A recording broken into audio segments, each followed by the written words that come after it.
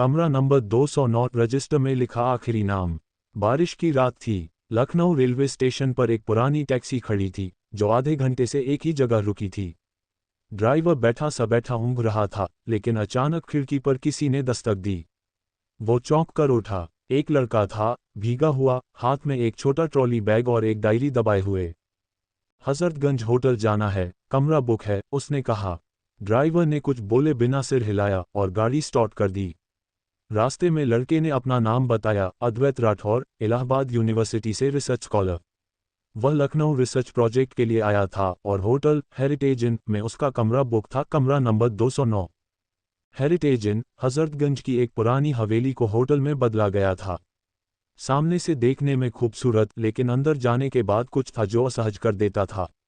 Reception पर बैठी महिला ने बिना कुछ पूछे चाबी थमा दी।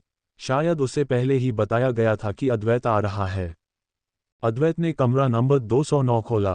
कमरे में अजीब सी ठंडक थी, जबकि एस बड़ी ई बंद था।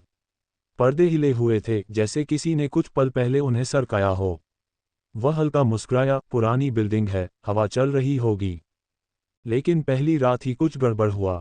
करीब 2 बजे, जब वह अपनी डायरी में कुछ लिख रहा था, तो उसके कमरे का बाथरूम का दरवाज़ा अपने आप धीरे धीरे खुला। अद्वैत चौंका, लेकिन फिर खुद को समझाया, पुराना ताला है, शायद लॉक नहीं हुआ होगा। वह उठा, दरवाज़ा बंद किया और वापस बैठ गया। तभी पीछे से आवाज़ आई, तुम फिर आ गए। अद्वैत का दिल एक पल के लिए रुक सा गया। वो पलटा, लेकिन वहाँ कोई नहीं था। फिर से कमरे में सन्नाटा छा गया। वो सोच में पड़ गया, ये क्या था। सुबह होते ही वो रिसेप्शन पर गया और पूछा, क्या इस कमरे में पहले भी कोई रुका है। महिला ने थोड़ी देर चुप रहकर कहा, आप यहाँ सिर्फ 7 दिन के लिए हैं ना, फिर कोई दिक्कत नहीं होगी। अद्वैत को बात अजीब लगी, लेकिन उसने ज्यादा जोर नहीं दिया। दूसरी रात को फिर वही हुआ। इस बार बाथरूम के अंदर से जैसे कोई फुसफुसा रहा हो। जब वो दरवाज़ा खोलकर अंदर गया तो शीशे पर उंगलियों से लिखा था, मैं अब भी यहीं हूँ। अब की बार वह डर गया। कमरे में सीसीटीवी था। उसने रिसेप्शन पर रिक्वेस्ट की कि पिछली रात की फुटेज दिखा दें, लेकिन महिला ने साफ मना कर दिया, वो कैमरा पिछले कुछ दिनों से खराब है। अद्वैत को यकीन था कि कुछ गलत है। उसने कमरे की दीवारें खंगालनी शुरू कर दीं। बेड के नीचे एक पुराना कागज़ मिला, उस पर लिखा था, मेरा नाम हटा देना रजिस्टर से, वरना मैं वापस आऊंगी। नीचे एक नाम था, आराध्या सेन, तारीख 14 अगस्त 2017। अद्वैत ने रिसेप्शन पर नाम पूछा, क्या इस नाम की कोई लड़की कभी यहाँ रुकी थी। महिला ने कोई जवाब नहीं दिया, बस चुपचाप अंदर चली गई। अगली रात सबसे डरावनी थी। रात के 3:10 पर अचानक अद्वैत की आंख खुली। कमरे की लाइट अपने आप जल गई थी। सामने कुर्सी पर एक लड़की बैठी थी, बाल बिखरे, चेहरा अधंधेरे में। उसने धीरे से कहा, तुमने मेरा नाम पढ़ा, अब मेरी कहानी भी जान लो। अद्वैत हिल नहीं पाया। आवाज़ जमी हुई लग रही थी, जैसे ज़मीन के नीचे से आ रही हो। लड़की ने कहना शुरू किया, 2017 में मैं इसी कमरे में आई थी, रिसर्च करने। लेकिन रिसेप्शन पर बैठे एक आदमी ने मुझे रोकने की कोशिश की। मैं नहीं मानी, और उस रात। उसने अचानक रुककर अद्वैत की तरफ देखा, मेरे जाने के बाद मेरी फाइल गायब कर दी गई, मेरा नाम रजिस्टर से मिटा दिया गया। लेकिन एक नाम कभी मिटता नहीं। जो जगह किसी की आखिरी सांस बन जाती है, वो जगह उसे फिर कभी छोड़ती नहीं। सुबह होने तक अद्वैत बेसुध था। जब होश आया तो खुद को रेलवे स्टेशन के प्लेटफॉर्म नंबर 3 पर पाया, हाथ में वही डायरी जिसमें लिखा था, कमरा नंबर 209 अब खाली है, लेकिन वो नहीं। उसने होटल लौटने की कोशिश की, लेकिन जब वो उसी लोकेशन पर पहुंचा, वहां कोई होटल था ही नहीं।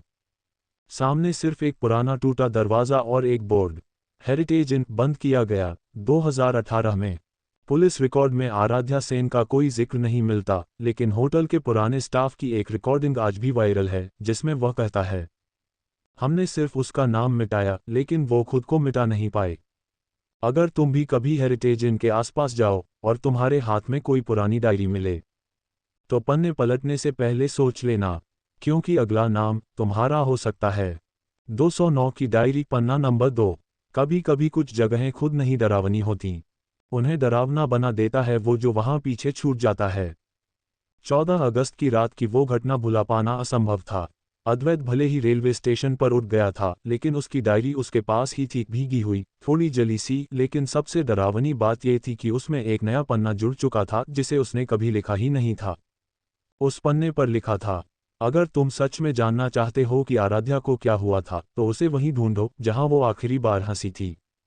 नीचे सिर्फ एक शब्द, विंग सी, कमरा 217। पर होटल तो बंद हो चुका था। अद्वैत को चैन नहीं मिला। उसने अगले दिन खुद को पत्रकार बताकर एक लोकल न्यूज एजेंसी से फर्जी आईडी बनवाए और हेरिटेज इन होटल की पुरानी बिल्डिंग में घुस गया। दरवाज़ा टूटा हुआ था, अंदर अंधेरा था, लेकिन डायरी खुद जैसे उसे रास्ता दिखा रही थी। हर पन्ना फड़फड़ा रहा था, जैसे कोई पन्ना खुद पलटने को बेकरार हो। सीढ़ियां चढ़कर जब वो तीसरी मंजिल पर पहुंचा, तो विंगसी के जर्जर गलियारे में हवा में कुछ था, बसी हुई नमी और कुछ और, सड़ी हुई यादों की गंध। कमरा 217 का दरवाज़ा जंग खा चुका था, लेकिन जब उसने हाथ रखा, दरवाज़ा खुद ब खुद खुल गया। कमरे के अंदर बिखरे कागज, टूटी खिड़की और एक कोना जहां पर दीवार पर कुछ खुरचा गया था, वो मेरी हंसी थी, मेरी आखिरी हंसी। अद्वैत को समझ नहीं आया कि इसका क्या मतलब था, लेकिन तभी पीछे से किसी के गुनगुनाने की आवाज़ आई। तू ही रे, तू ही रे। वो आराध्या का पसंदीदा गाना था, जो उसने अपनी डायरी में एक बार लिखा था। अद्वैत को याद था। वो मुड़ा, पर वहां कोई नहीं था।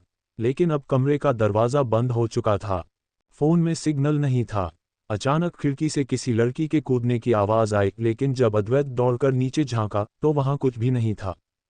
तभी कमरे की एक दीवार में से कुछ झड़ने की आवाज़ आई। प्लास्टर उखड़ रहा था। अंदर से एक छोटा लाल रंग का लिफाफा गिरा। लिफाफा खोला, अंदर एक फोटो थी, आराध्या और एक आदमी। पीछे लिखा था, उसने मुझसे वादा किया था कि कमरा 217 सिर्फ हमारा होगा। पर फोटो में जो आदमी था, वो वही रिसेप्शन वाला था, जो अब कभी कभी अद्वैत को सपने में दिखने लगा था। कहानी सिर्फ आत्मा की नहीं थी। ये एक अधूरी मोहब्बत, एक छलावा और एक जिंदगी से भागी हुई हंसी की कहानी थी। कमरा 217 अब भी बंद नहीं होता, और उस डायरी में हर दिन एक नया पन्ना जुड़ता जा रहा था, जिसमें लिखा था अगला पता, अगला शिकार और अगली कहानी। 209 की डायरी, पन्ना नंबर 3, अंतिम भाग। अगर इंसान की मौत के बाद भी उसे कोई मोहरा बना ले, तो असली मौत किसकी होती है, उस इंसान की या उस इंसानियत की जो चुप रह जाती है? अद्वैत अब इस रहस्य के आखिरी पड़ाव पर था। वो लड़की जो खुद को आराध्या कहती थी, अब साफ बोल चुकी थी, मैं आराध्या नहीं हूं। और जो नीचे तहखाने में बंधी थी, उसकी आंखें इंसानों जैसी नहीं थीं। उनमें न गुस्सा था, न दर्द, बस एक कोड। उस रात जब तहखाने में दरवाज़ा बंद हुआ, अद्वैत को लगा कि शायद ये अंत है। पर तभी उसने अपनी जेब में से वो डायरी निकाली, 209 की डायरी, और चौंक गया। डायरी खुद ब खुद पलटने लगी। हर पन्ना जैसे किसी पजल का हिस्सा हो। हर नाम, हर तारीख, हर कमरा एक प्रोजेक्ट का हिस्सा था। योजक चिन्ह, योजक चिन्ह, योजक चिन्ह। प्रोजेक्ट ईडन नाम था उस वैज्ञानिक एक्सपेरिमेंट का, जिसमें 17 लड़कियों को चुना गया था। इनमें से हर एक को एक पुराने होटल में रुकवाया गया, हेरिटेज इन। उन्हें अकेले रखा गया, मानसिक दबाव में डाला गया और उनके दिमाग की प्रतिक्रियाएं रिकॉर्ड की गईं। पर प्रोजेक्ट तब रुक गया जब सब्जेक्ट नंबर 17, आराध्या सेन ने खुद को कमरा 217 की खिड़की से नीचे फेंक दिया। सरकारी रिपोर्ट में मौत को सुसाइड कहा गया, पर सच्चाई ये थी कि आराध्या को मार दिया गया था, क्योंकि उसने सब कुछ समझ लिया था। उसने डायरी में सब कुछ लिख दिया था, नाम, चेहरे, तारीखें। और वो डायरी अब अद्वैत के पास थी। योजक चिन्ह, योजक चिन्ह, योजक चिन्ह। अद्वैत ने तहखाने में फर्श के नीचे कुछ खुरचा। नीचे लोहे की एक छोटी सी तिजोरी निकली, जिसमें एक हार्ड ड्राइव थी, जिस पर लिखा था ईडन प्रोटोकॉल V17। अभी तक अद्वैत को जो कुछ डरावना लगा था, अब वो रियलिटी बन चुका था। वो लड़की जो सामने बंधी थी, उसकी नसों में इंसानी खून नहीं, बल्कि एक नैनो सीरम दौड़ रहा था, जो उसे जिंदा रखे हुए था, पर उसकी आत्मा नहीं रही थी। उसने अद्वैत से धीमे से कहा, मेरे अंदर जो है, वो अब तुझ में जाएगा। अद्वैत पीछे हटा, लेकिन अब देर हो चुकी थी।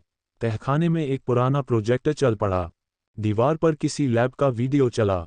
Subject transfer test 001 from V17 to host a. अब अद्वैत को समझ आया, वो सिर्फ सच्चाई जानने नहीं आया था, बल्कि अगला शिकार बनने लायक चुना गया था। योजक चिन्ह, योजक चिन्ह, योजक चिन्ह। वो बाहर भागा। तहखाना पीछे से बंद हुआ।